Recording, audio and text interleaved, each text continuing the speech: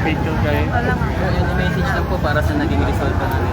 Ay, papasalamat ako sa lahat ng Pasigueño na nagpakita ng kanilang tiwala at suporta. So, asahan po ninyo na sa magtatrabaho tayo. Ngayon pa lang, kahit kaka-proclaim pa lang, kakatapos lang ng proclamation, diretso na po tayo flag racing, tapos mag-o-flag racing na rin po ako. So, dire-diretso lang, trabaho lang, focus lang tayo sa trabaho.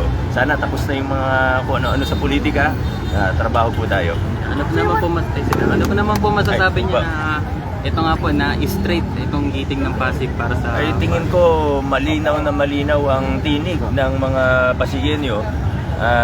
Pinakita po nila kasi hindi lang straight, kundi talagang overwhelming yung support na pinakita.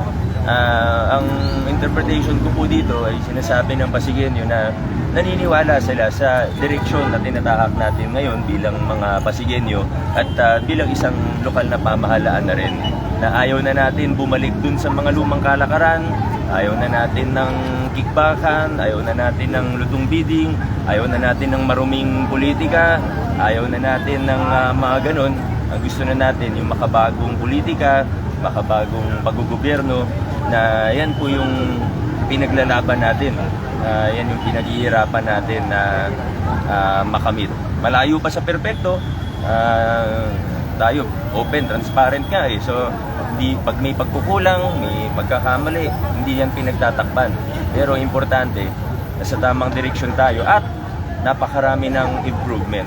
Kasi kung hindi naman nagtrabaho ang city government the last 6 years, siyempre, ang tao maghahanap ng iba.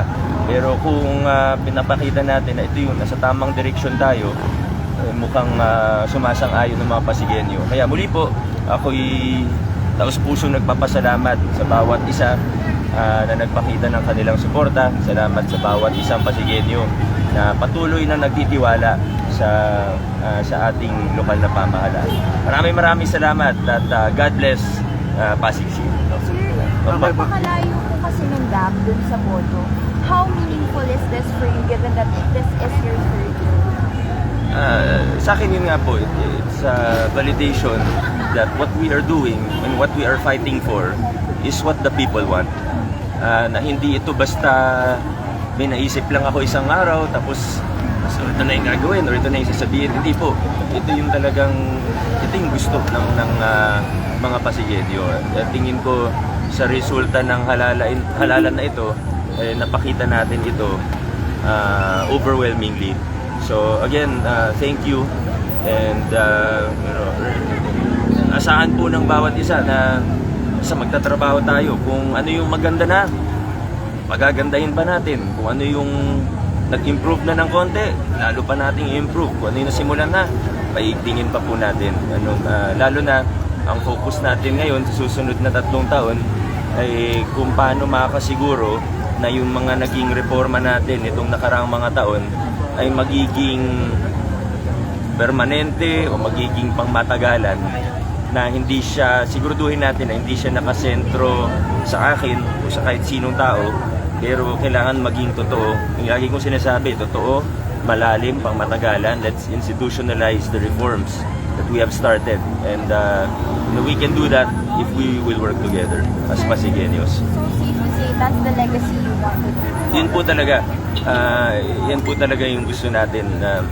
Again, it's not about my personal legacy.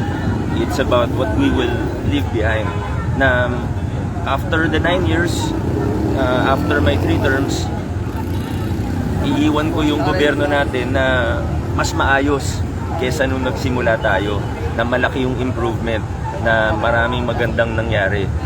Yes, projects, yes, services, yes, programs, but more than that, it's the foundation that we have built for good governance that can be continued by even the next leaders of our city. So again, maraming salamat.